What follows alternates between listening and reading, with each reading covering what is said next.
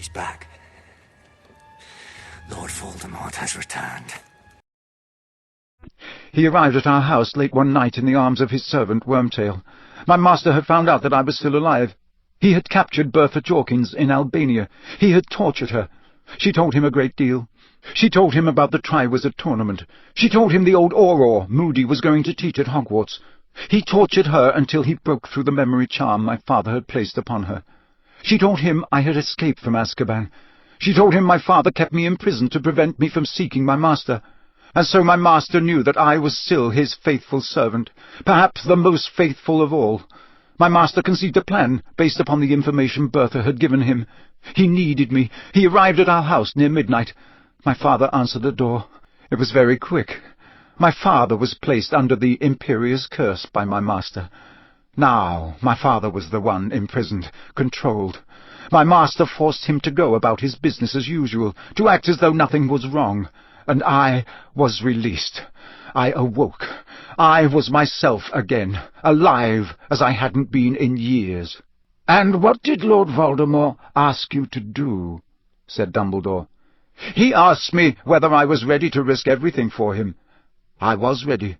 It was my dream, my greatest ambition, to serve him, to prove myself to him. He told me he needed to place a faithful servant at Hogwarts, a servant who would guide Harry Potter through the Triwizard Tournament without appearing to do so, a servant who would watch over Harry Potter, ensure he reached the Triwizard Cup, turn the cup into a port key, which would take the first person to touch it to my master. But first— "You needed Alastor Moody," said Dumbledore. Wormtail and I did it. We had prepared the Polyjuice potion beforehand.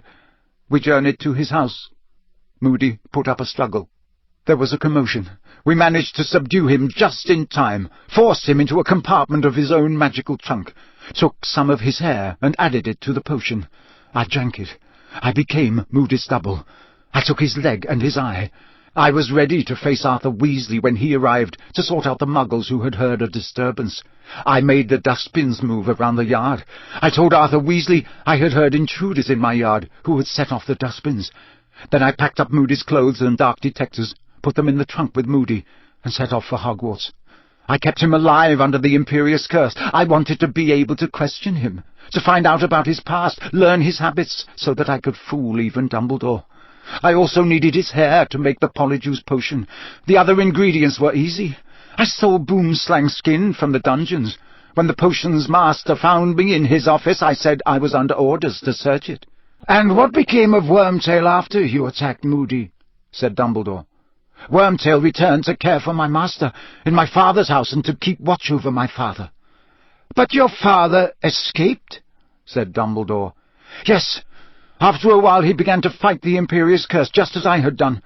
There were periods when he knew what was happening. My master decided it was no longer safe for my father to leave the house. He forced him to send letters to the Ministry instead. He made him write and say he was ill. But Wormtail neglected his duty. He was not watchful enough. My father escaped. My master guessed that he was heading for Hogwarts. My father was going to tell Dumbledore everything, to confess. He was going to admit that he had smuggled me from Azkaban. My master sent me word of my father's escape. He told me to stop him at all costs. So I waited and watched. I used the map I had taken from Harry Potter, the map that had almost ruined everything. "Map?" said Dumbledore quickly. "What map is this?" Potter's map of Hogwarts. Potter saw me on it. Potter saw me stealing more ingredients for the Polyjuice potion from Snape's office one night. He thought I was my father. We have the same first name. I took the map from Potter that night. I told him my father hated dark wizards. Potter believed my father was after Snape. For a week I waited for my father to arrive at Hogwarts. At last, one evening, the map showed my father entering the grounds. I pulled on my invisibility cloak and went down to meet him. He was walking around the edge of the forest. Then Potter came, and Crumb. I waited. I could not hurt Potter. My master needed him. Potter ran to get Dumbledore. I stunned Crumb. I killed my father. "You killed your father?" Dumbledore said, in the same soft voice. "What did you do with the body?" "Carried it into the forest, covered it with the invisibility cloak.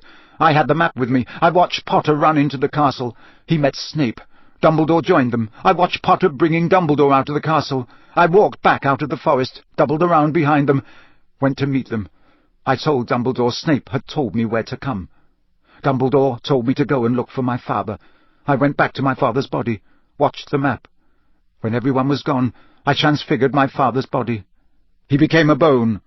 I buried it, while wearing the invisibility cloak, in the freshly dug earth in front of Hagrid's cabin. There was complete silence now, except for Winky's continued sobs.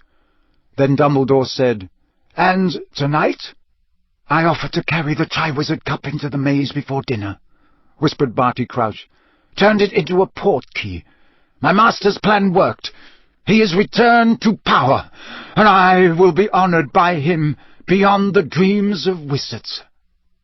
The insane's smile lit his features once more, and his head drooped onto his shoulder as Winky wailed and sobbed at his side.